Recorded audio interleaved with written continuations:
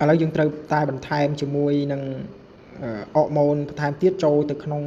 ជីទឹករបស់ខ្ញុំនេះគឺនៅពេលដែលយើងមានកាកសំណល់ដូចជាទឹកដោះគោរបស់ផ្អែមដែលហ៊ូដេឡេឬក៏យើងមានពីណាពីណីមកគឺយើងយកមកដើម្បីលាយចូលនៅក្នុងជីទឹករបស់យើងដោយសារតែប្រភេទទឹកដោះគោនិងសារធាតុផ្អែមនេះគឺជាអរម៉ូនជំនួយឫសយើងខ្លាំងមែនទែនដោយសារតែវាជួយជំរុញការលូតលាស់ឬហើយធ្វើឲ្យលឹកខៀវខ្ចីអញ្ចឹងយើងយកវត្ថុធាតុដើមទាំងអស់នេះមកគឺដើម្បីដាក់បញ្ចូលជាមួយនឹងជីទឹករបស់យើងហើយគឺរក្សាទុកផ្អាប់វាគឺយូរមែនទែនរយៈពេល1ខែទៅ2ខែអីបានវាលាយចូលគ្នាល្អធ្វើបែបនេះគឺសន្សំសំចៃអញ្ចឹងខ្ញុំព្យាយាមធ្វើវីដេអូនិងព្យាយាមនិយាយទៀតពាក់ព័ន្ធនឹងការធ្វើជីសរីរាង្គនេះ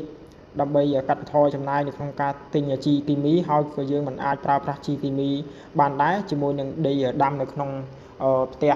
ទីនផ្ទះរបស់យើងហ្នឹងដើម្បីកុំឲ្យខូចខាតដីបើសិនជាយើងប្រើប្រាស់ជាជីសរីរាង្គបែបនេះគឺល្អមែនទែនអញ្ចឹងនៅពេលដែលយើងលាយជាមួយនឹងសារធាតុផ្អែមឬក៏សារធាតុទឹកដោះគោអីផ្សេងគឺវាជួយឲ្យស្លឹករុក្ខជាតិរបស់យើងហ្នឹងគឺវាលូតលាស់បានល្អប៉ុន្តែយើងត្រូវតែ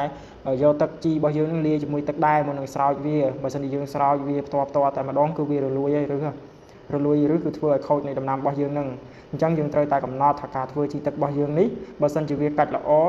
ជីទឹករបស់យើងក្នុង1លីត្រយើងអាចលាយជាមួយនឹងទឹក30លីត្រអីទៅដើម្បីស្រោចជាមួយនឹងដំណាំហើយនេះជាបទពិសោធន៍របស់ខ្ញុំគឺថាស្រោចទៅគឺល្អមែនទែនវាកាត់បន្ថយចំណាយរបស់យើងផងដែរ